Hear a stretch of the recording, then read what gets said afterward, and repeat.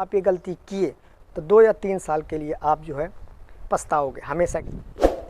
Hello and welcome back to my channel. I hope आप लोग जहाँ पे होंगे बहुत अच्छे होंगे। इसी में से स्टार्ट करते हैं आज का वीडियो। दोस्तों आज का वीडियो काफ़ी खास होने वाला है क्योंकि एक हमारे दोस्त हैं जो इंडिया से दुबई आ रहे हैं, तो उन्होंने कुछ क्वेश्चन किया, हमें लगा कि आप लोगों को बताना चाहिए और ये बहुत इंपॉर्टेंट है। उनको एक एग्रीमेंट मिला, वो बोलते हैं कि हमको समझ में नहीं आ रहा, तो हम उनको बताए जहाँ तक हमसे हो सका वही चीज़ आपको बता रहे हैं। आप ये गलती मत करना, क्योंकि अगर आप ये गलती किए तो 2 या 3 साल के लिए आप जो है पछताओगे हमेशा के लिए। क्योंकि आप एक बार एग्रीमेंट साइन किए तो उसमें पूरा डेटा दिया होता है। अगर आप साइन कर दिए तो आप इसका मतलब वो जानते हो, वो जानते हुए आप साइन किए हो, मतलब उससे आप एग्री हो। एग्रीमेंट का मतलब ये होता है कि आप जो टर्म्स एंड कंडीशंस होता है हर एक कंपनी का, वो आप साइन किए हो, आप उससे एग्री हो। तो आज मैं 5 ऐसी चीज़ें बताऊंगा जो कि एग्रीमेंट साइन करने से पहले आपको पता होना चाहिए, अन्यथा आप 2 से 3 साल के लिए परेशान रहोगे, प्लस हमेशा के लिए डिस्टर्ब रहोगे 3 साल।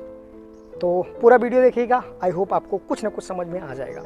सबसे पहली बात करते हैं, तो आप जब भी एग्रीमेंट पाते हो, अगर आप नहीं पढ़े लिखे हो, नहीं जानते हो, नॉर्मली इंग्लिश या अरबी या तो हिंदी में होता है एग्रीमेंट, अगर आप नहीं जानते हो तो आपके पास में कोई तो ऐसा होगा जो इंग्लिश जानता होगा। नॉर्मली इंग्लिश हर एक चीज़ में मिलता ही मिलता है, तो इंग्लिश एटलीस्ट कोई ना कोई जानता होगा, उससे आप पढ़वा लो, संतुष्ट हो जाओ, उसके बाद साइन करो। पूरा डेटा दिया होता है।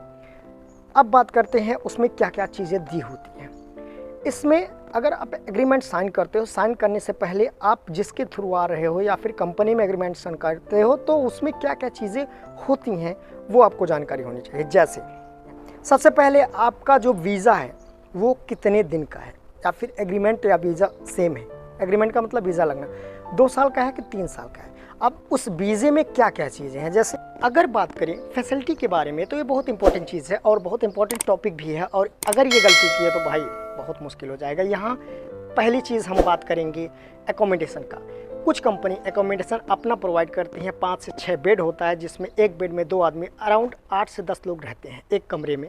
और दूसरी बात करें, अगर वो एकोमोडेशन नहीं देती है कंपनी, तो अगर स्टाफ में हो तो आपको अलग से पैसा दिया जाता है। आप फैमिली से हो तो भी कुछ कंपनी से पैसा दिया जाता है, आप लेकर के रूम बाहर रह सकते हो।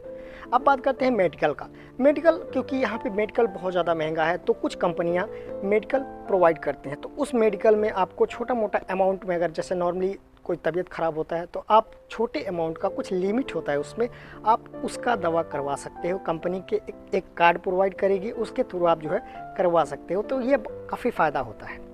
अब बात करते हैं कि जैसे कंपनी जो फैसिलिटी अन्य जो होता है, जैसे कि टिकट, कुछ कंपनियां देती हैं, कुछ कंपनियां नहीं देती हैं। उसके बाद लास्ट में जो वीकेंड होता है उसमें आपको छुट्टी मिलेगी कि नहीं मिलेगी, और सैलरी कितने टाइम पे मिलता है, मतलब 30 को मिलेगा या 1 महीने बाद मिलेगा या 2 महीने बाद मिलेगा, ये पूछना बहुत ज़रूरी है। ओवर टाइम मिलता है कि नहीं मिलता। ज़्यादातर कंपनियाँ ओवर टाइम देती हैं, बट कुछ कंपनियाँ ऐसी होती हैं जो फिक्स होती हैं, उसमें ओवर टाइम नहीं होता है।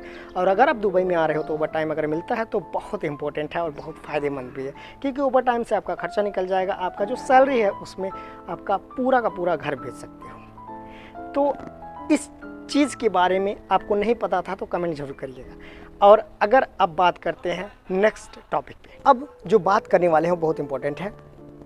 अगर आप कंपनी में ज्वाइन होते हो तो उस कंपनी में आपको बेसिक पे और पूरा जो मंथली पैसा मिलेगा उसमें क्या क्या चीज़ें हैं। बेसिक पे समझ लीजिए थोड़ा सा। बेसिक जितना ज़्यादा होगा उसका सेटलमेंट लास्ट में जब यहाँ पे जाते हो यहाँ से, तो उसका फ़ायदा ज़्यादा मिलेगा। मतलब जितना बेसिक होगा, जैसे कुछ कंपनियाँ ऐसी होती हैं जैसे 2 साल के बाद जाते हो, तो 2 साल के बाद जाने का मतलब जो बेसिक सैलरी होगा 2 सैलरी देगा प्लस सेटलमेंट कुछ बोनस। तो अगर बेसिक ज़्यादा होगा तो आपको पैसा ज़्यादा मिलेगा, तो आपको बेसिक का पता होना चाहिए इसमें। और जो टिकट होता है आने जाने का, रिटर्न टिकट, वो कंपनी दे रही है कि नहीं दे रही है, एक तरफ का दे रही है कि 2 तरफ का दे रही है, वो सब पूरा डिटेल्स उसमें दिया होता है।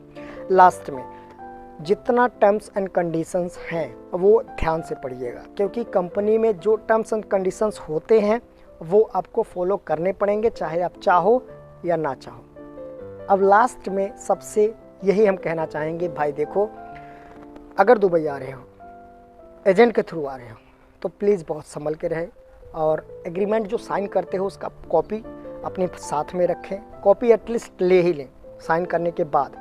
और कहीं एज अ प्रूफ के तौर पे आप मोबाइल में भी रख सकते हो, ईमेल पर भी डाल सकते हो। अगर आप नहीं जानते हो थोड़ा ईमेल चलाना जान जाओ, बहुत इंपॉर्टेंट है। और अगर आप दुबई आ रहे हो तो थोड़ा इंग्लिश वगैरह सीखने का प्रयास करो और बातचीत करने का प्रयास करो। ये छोटी सी इन्फॉर्मेशन थी। और एग्रीमेंट साइन करते वक्त अगर आप ये मिस्टेक करते हो तो आई होप समझ में आ गया होगा क्या क्या चीज़ें ध्यान में रखनी चाहिए। मिलते हैं अगली वीडियो में, तब तक के लिए बाय बाय।